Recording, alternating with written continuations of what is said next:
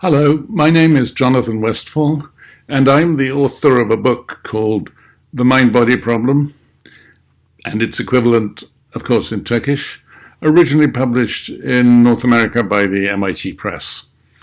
I hope to recommend this book to you as something that can interest you and profit you.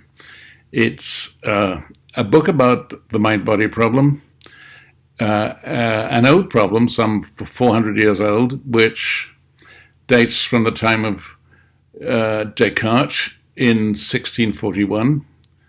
It's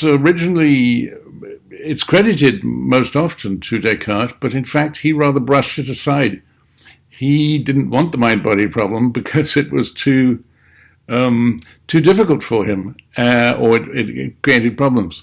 And it was left to someone called Princess Elizabeth and another colleague called Gassendi, who was a French materialist philosopher, to raise the problem with Descartes in its most acute form, only for him to brush it aside rather dismissively. So it is a fine irony that the mind-body problem, or I should say the discovery of the mind-body problem, is credited these days to Descartes and not to Princess Elizabeth and to Gassendi.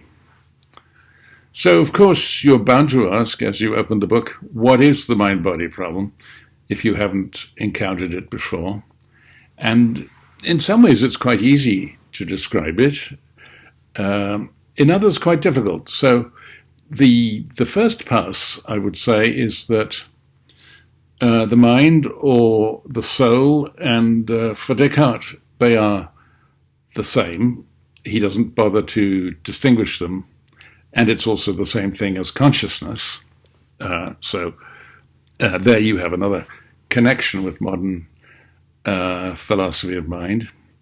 This mind or soul or consciousness is going about its business, it's thinking, or it's praying, or it's perceiving, or it's feeling things. And that's fine, but then it has relationships with the body. It can cause the body to do things, and of course the reverse is true. If you do things to the body, then correspondingly the mind or the soul will feel things.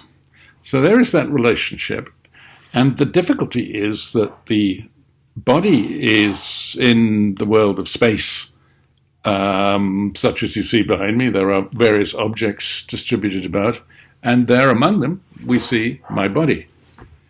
But now my mind is not visible in the same way, and it's not in the visible world of space, although somehow, and this is already part of the mystery of the mind-body problem, somehow we are aware of it.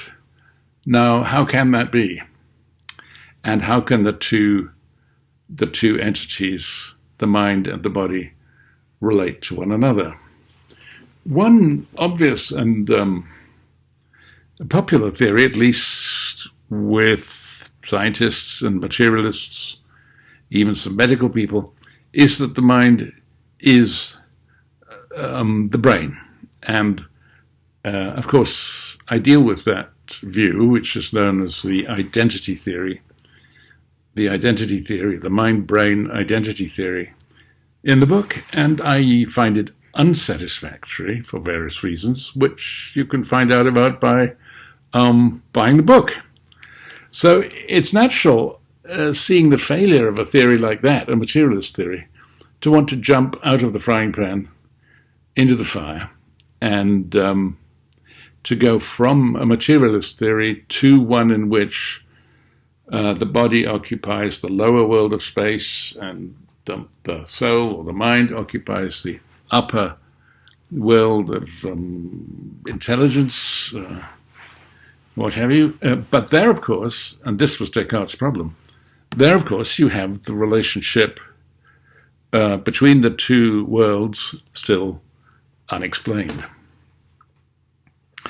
I particularly want to recommend this book to readers in Turkey because of Turkey's special place in the world, with relationships to the two great continents of Asia and Europe, and to the two great world faiths of Islam and Christianity. And somehow through the centuries, Turkey has steered a course which has kept it a vibrant and interesting nation, and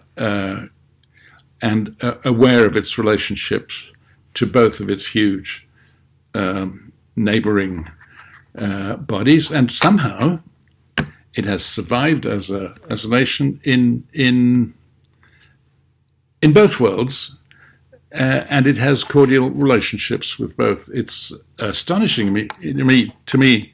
It's astonishing to me to remember how early on Turkey joined NATO, for example. Speaking now from the European end of things, I was born in England, so I was very much aware of how special Turkey was growing up. The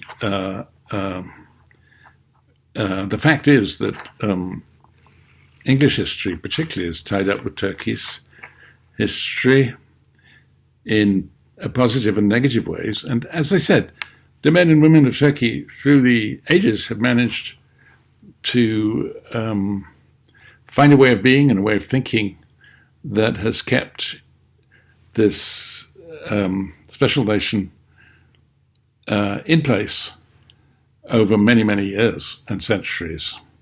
Well, that is sort of like the mind-body problem. Here are these two sort of enormous entities, very, very different from one another, Asia and Europe, and here in the middle is this small, quiet country, well, not so small, but relative to the land masses of Asia and Europe, relatively small. And there it is between the two as a kind of mediator. So that is a picture, if you like, the place of Turkey is a picture of the fact that there is something which can be regarded as the locus, the place of mind-body interaction. So that's what my book is about. And I do hope that the solution that I give in the book, it's known as neutral monism, will recommend itself to you. Neutral monism is the view that the world, as it is in itself, is neutrally neither mind nor matter, but that it's composed of neutral elements which can be viewed from the point of view of one aspect or from the point of view of the other. And then there's a special nice relationship that we have when causation is involved. So I do hope you read the book. I do hope it contributes something to the life of the intellectual life and the wider life of Turkey.